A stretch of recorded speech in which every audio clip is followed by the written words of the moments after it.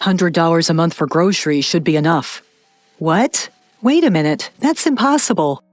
If you can't keep it down to $100, we're getting divorced, understand? You can't be serious. So you're not even willing to try, huh? I never thought you are the kind of person who never tried. Such a pathetic woman. I felt a sudden surge of anger when my husband said that. If he's going to mock me like that, then I'll prove him wrong. Fine, then I'll make sure we keep our grocery expenses below $100 a month. My name is Anne, a 29-year-old housewife. My husband John and I have been married for a year. John and I met at a group date and decided to get married after dating for a year. Anne, I want you to stay home and take care of the house once we're married. So I quit my job after getting married and became a full-time housewife. I did like my job, but starting a new life with John was more important to me, so I didn't hesitate to be a housewife. Our life after marriage was sweet and blissful. Every day, I made lunchboxes for John and prepared elaborate dinners. John always said, "Anne, your cooking is really delicious," and his enjoying meals made me very happy. Back then, he had a steady job, and he would always leave work on time and come home early, so the two of us used to have peaceful and happy meals together. But recently, it seems like John's work has become busier, and he's coming home later. He used to be home by 6 p.m., but lately, he often doesn't come home until after 9 p.m. It seems like the increase in work also means he is being counted on more by his superiors and is often invited out for drinks. So every Friday night, he goes out drinking and often doesn't come home until late at night. I'd be lying if I said I wasn't lonely, but John is working hard to improve our life together, so I can't complain. So I decided to make an even greater effort with the lunchboxes, giving John a taste of home. I put so much effort into them. They looked like something you might buy in a department store. So I started making an extra one for myself to eat for lunch, just knowing I was eating the same lunch as John, around the same time during his lunch break, made me feel like we were having a meal together, which was a great comfort. I sincerely hope that my homemade lunchboxes can bring some comfort to my husband, even if it's just a little bit. With that thought in mind, I pour my heart and soul into preparing them. John seemed to notice the changes in the lunches, and after coming home, he would cheerfully say, "Lately, you've been making such extravagant lunches for me. They're all delicious." When he praised me like that, I felt motivated to do even more. Since then, I've continued to work hard on the lunchboxes, making them both tasty and appealing. Before I knew it, cooking was becoming my hobby. I began to take pictures of the lunchboxes and post them on social media, and I was surprised to find that the posts were getting quite a lot of attention. Before, I only had a few followers, mostly friends, but the number of likes and followers started to increase rapidly. This was a first for me, and it was very exciting. I started to see comments from people wanting to know the recipes, so I began to post detailed recipes along with the photos. Sure enough, there were people who tried to imitate and create what I made. I received delightful comments like, "My husband said it was delicious," or "I included it in my child's lunchbox, and they requested it again." And this is a first for me. I was thrilled and was gradually getting into cooking more.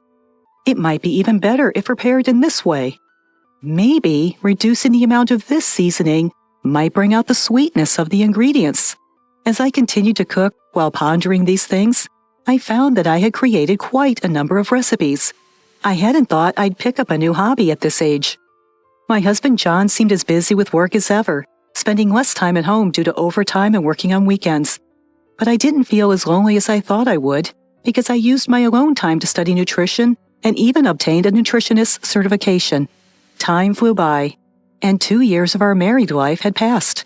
I started thinking it might be about time to have a child. When I discussed it with my husband, his response was not what I expected. Before we got married, I remember him talking about wanting to have 2 kids, so his reaction was surprising. Maybe he still wants a child, but thinks it's not the right time, or perhaps there has been some change in his mind. Somehow I felt a bit sad, as if we were not able to communicate properly as a couple. Looking back, I feel that John is less interested in me than he used to be. Our intimate nights have obviously decreased, and even when I try to initiate, I get turned down with excuses like, "I'm tired, sorry." He also stopped giving feedback about the lunchboxes I put so much effort into making. I felt increasingly lonely, wondering if this was the so-called marital doldrums. One day, amidst all of this, my husband made a surprising remark. "Anne, Aren't you overdoing it with these elaborate dishes? Huh? I'm troubled by you squandering the money I earn. Don't refer to it as squandering. And I haven't been making extravagant expenditures, you know? I'm simply using regular priced ingredients and figuring out recipes to make tasty meals while keeping costs low. That's impossible. Those visually appealing and tasty lunchboxes must cost a lot to make. No, not at all. Just a little ingenuity and preparation can change the flavor quite significantly. Don't lie to me. I know you always take pictures of the lunchboxes you make and post them on social media. Huh?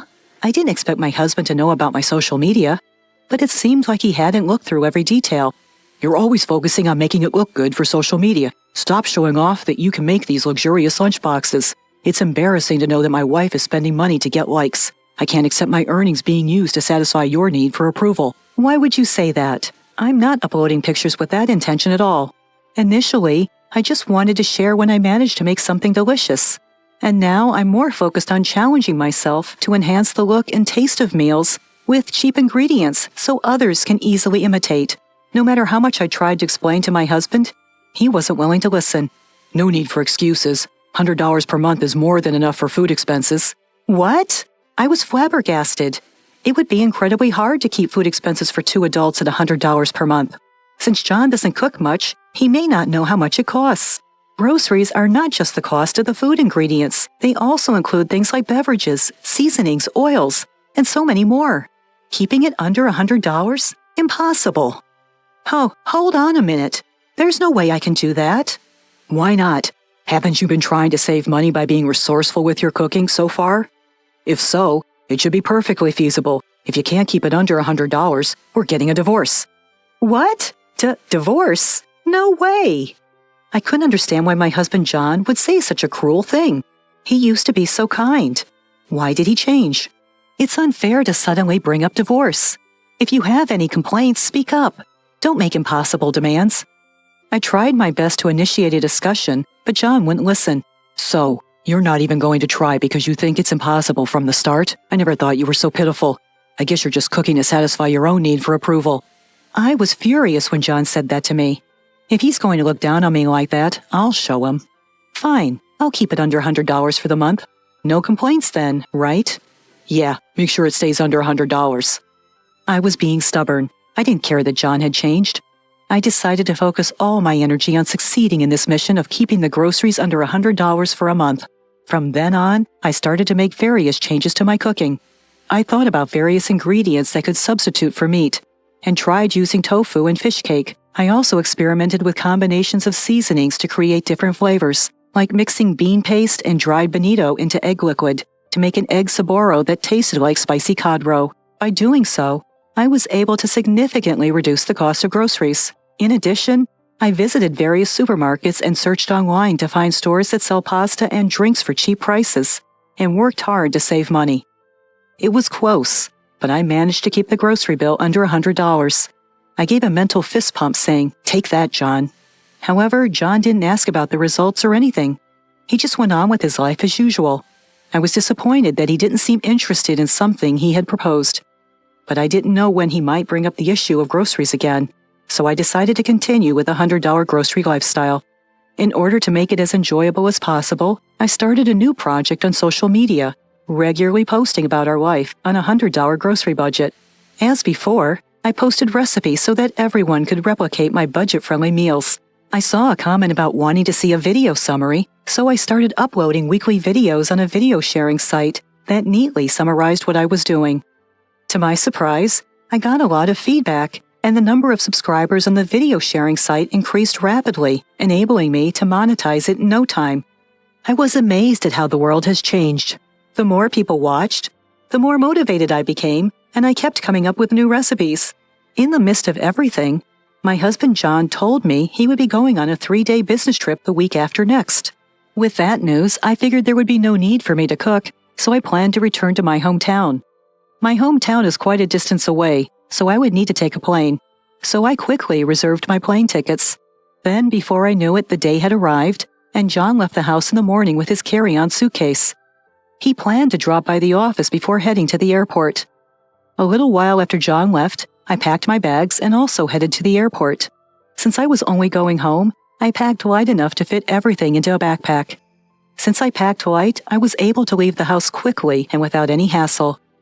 Upon arriving at the airport, I found a casual cafe where I sat back and enjoyed a cup of coffee while responding to comments on my videos and social media posts. Then, I heard it. I could hear John's voice somewhere. Even in crowded places, his voice is familiar, so I instantly recognized it was him. I looked in the direction of the sound and saw John walking in front of the cafe. Just as I was about to call out to him, I noticed a woman walking beside him. What's more, they were walking arm in arm, seeming rather close. I couldn't take my eyes off the pair. That was undoubtedly John. Is he having an affair? Was the whole business trip a lie? I was so shocked by what was happening right before my eyes that I was rooted to the spot for a while. My flight was due, so with a heavy heart, I boarded my plane and went home. My parents warmly welcomed me, but noticed my downcast expression and asked me what was wrong. My parents expressed their anger at John, saying what a jerk he is. That lightened my mood a little. After that, I decided to put John aside and enjoy my time at home. My mom's cooking was delicious, and it reminded me of when I first started living alone and worked hard to recreate her taste in my own cooking. After some much-needed relaxation at home, I returned to our house. Immediately upon my return, I hired a private investigator. I had never been more grateful for my advertising income from my social media. A few weeks later, the investigation results came in. In short, John was having an affair. It seems that his mistress was a junior at his office. Furthermore, after investigating in detail, it appears that their relationship had been ongoing for about 6 months. That timeline coincided with when John started working overtime and on weekends more frequently. Could it be that he was spending too much money on his mistress, and that's why he asked me to save on groceries? Thinking this, everything made sense. An intense rage against John welled up within me, pretending to be frugal when all he wanted was to increase the money he could spend. The audacity. I decided to take some action against John. From the next day, I stopped cooking for him. Huh? Where's my lunch? It's too tough to keep food costs down to $100, so I stopped making it. Here, figure something out with this. Saying that, I handed over $2. Huh? What am I supposed to buy with this? You can buy a convenience store rice ball, right? And maybe a ready-made sandwich or something. With the remaining change, you can get some cheap coffee at the office. Just about making ends meet. Don't joke with me. Can I satisfy my hunger with this poor meal? Even if it's $100 a month, we should be able to use a bit more. Nope, that's still barely scraping by. Spending $2 5 days a week for a month already takes up $40. You'd need to prepare a month's worth of dinners with remaining $60. Well, you could get by if you have instant noodles for dinner every day. Are you kidding me? If I keep having such unhealthy meals, I'll get sick. But if we don't stick to instant noodles around $1.50 each, we can't fit within $100. $1.50 for 30 days is $45. Add that to lunch, and you're already at $85. Then you've got to keep your monthly beverage expenses within $15. Once I explained this far, my husband John finally seemed to understand the difficulty of keeping food expenses within $100. Hold on a sec. So you're saying the lunch and dinners you've been making so far exceeded $100? No, I managed to keep it within $100 through my efforts. Then why don't we just continue that? No way. You and I are strangers now. That's why I'm teaching you how to manage food expenses on $100 without me. What? What do you mean? I thrust divorce papers at my surprised husband. Divorce? Why all of a sudden? It's not sudden. I've been preparing ever since I found out about your affair. Upon hearing this, John turned pale. What affair are you talking about? Pretending not to know won't do any good. I showed him photos proving the affair. I had these investigated and got the evidence. Now there's no escaping it. I'm asking for a divorce and compensation. John was dumbfounded with his mouth open. He probably hadn't expected to get caught. But still, he tried to argue back, perhaps because of his high pride. Sure, I may have had an affair, but won't you be in trouble if we divorce? You were a housewife. How will you get by once you're on your own? Your family is far away. What are you going to do? Wouldn't it be better to forgive your husband's one mistake and continue our married life? I was astounded. What a jerk he was to say such a thing. Sorry, but I have quite an income now. Huh? The social media posts you look down on have led to various work opportunities for me. I also get substantial income from ad revenue from my video posts, and I'm about to release a book of money-saving cooking recipes. Recipe book? You're releasing a book? To tell you the truth, I'm earning a lot more than you are, so I'm not worried about being alone. Really? John thought I was just a housewife and has been looking down on me. He was shocked in various ways when he found out I was earning more than him. He was no longer able to say anything and was looking down. Just fill out the darn divorce papers, will ya? If you put up a fight, I'm game for anything. I said that as I grabbed my bags that I had packed in advance and hightailed it out of the house. Afterward, through a lawyer, I communicated with my husband and the divorce went through without a hitch. I also managed to get alimony from my ex-husband and his mistress. Word spread like wildfire through his office about his affair because one of our mutual acquaintances works there. Folks are giving my ex the cold shoulder for betraying his wife, who packed him a loving, homemade lunch every single day. The mistress couldn't take the pressure and quit her job. My ex is apparently strapped for cash because of the alimony and money he showered on his mistress. He can't quit his job, so he kept working at the same company, dealing with an awkward atmosphere at work. On the flip side, I moved into a lovely place with a state-of-the-art kitchen, and I'm cooking a lot more. My recipe book got published, and sales are through the roof. I plan to keep cooking a bunch of dishes and live a fun-filled life.